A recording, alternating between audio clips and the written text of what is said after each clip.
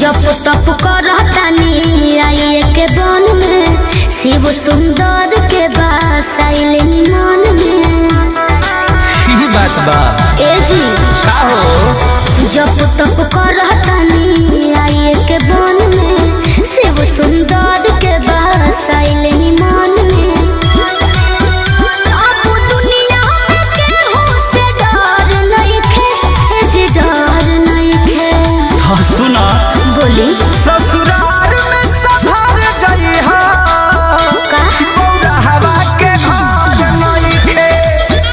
ससुराल में सफर जइहा बौरा हवा के घर नइखे।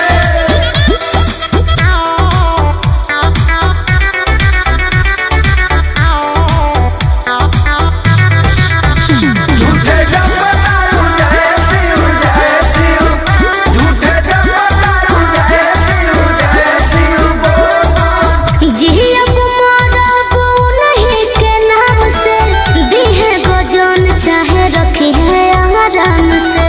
गजने बा खिसियाई